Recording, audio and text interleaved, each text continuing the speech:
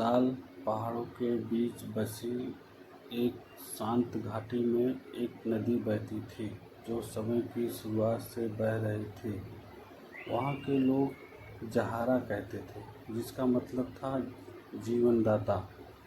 जहारा ने जानवरों, पेड़ों और इंसानों को ताज़े पानी, भोजन और पोषण प्रदान किया जो उसके किनारे रहते थे। लेकिन सालों बीतते गए और इंसानों ने नदी की फुसफुसाहट सुननी छोड़ दी। फैक्ट्रियाँ बन गईं, जंगल काट दिए गए और जहारा का एक समय साफ पानी गंदा और जहरीला हो गया। एक दिन अमारा नाम की एक छोटी लड़की जो नदी के पास रहती थी ने इस बदलाव को महसूस किया। वह प्रकृति की संतान थी, अपनी दादी के द्वारा पली बड़ी, जिन्होंने उसे प्रकृति का सम्मान करना सिखाया था।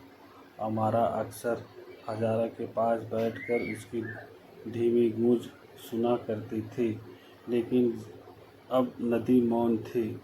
मछलियाँ गायब हो गई थी और नदी के किनारे के पेड़ सूखने लगे थे।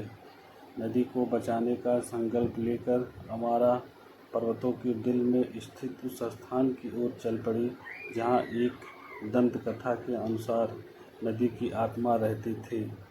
घने जंगलों से होकर और ऊंचे चट्टानों को चढ़ते हुए कई दिनों के बाद वह एक छिपी हुई गुफा तक पहुंची। भीतर उसने नदी की आत्मा को देखा, जो एक बूढ़ा थका हुआ प्राणी था जिसकी आंखें बहते पानी की तरह थी। तुम यहाँ क्यों आई हो बच्ची? आत्मा ने पूछा। उसकी आवाज़ दूर के झरने की गूंज जैसी थी। नदी मर रही है, अमारा ने कहा, और उसके साथ जीवन भी। मैं इसे बचाना चाहती हूँ। नदी की आत्मा ने गहरी सांस ली। मनुष्यों ने यह भूल कर दी है कि वे प्रकृति का हिस्सा हैं, ना कि उसके स्वामी। वे केवल लेते हैं और कुछ वापस नहीं देते। और अब नदी कष्ट सह रही है। यदि तुम सच में इसे बचाना चाहती हो तो तुम्हें अपने लोगों को उस संतुलन की याद दिलानी होगी जिसे उन्होंने तोड़ा है।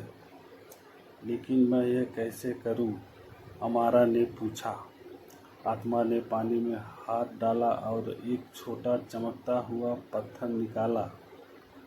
यह हजारा का हृदय है। इसमें नदी के शुद्ध गीत की स्मृति है। इसे अपने लोगों के पास ले जाओ और उन्हें यह गीत सुनाओ। केवल तभी वे समझ सकेंगे कि उन्होंने कितना नुकसान किया है। अमारा ने वह पत्थर लिया और जल्दी से अपने गांव लौट आई। वह गांव के बीचों बीच खड़ी हो गई और हजारा के हृदय को अपने सिर के ऊपर उठाया। जैसे ही उसने ऐसा किया, पत्थर से एक कोमल धुन उठने लगी। बहते पानी, सरसराते पत्तों और पक्षियों की पुकार की आवाज़। गांव वाले रुक गए और उस अद्भुत गीत को ध्यान से सुनने लगे। इस गीत ने उन्हें वह समय याद दिलाया जब नदी साफ थी और धरती हरी भरी थी। यह गीत उनके दिलों में कुछ गहराई से जगा गया, उस संतुलन की चाह जिसे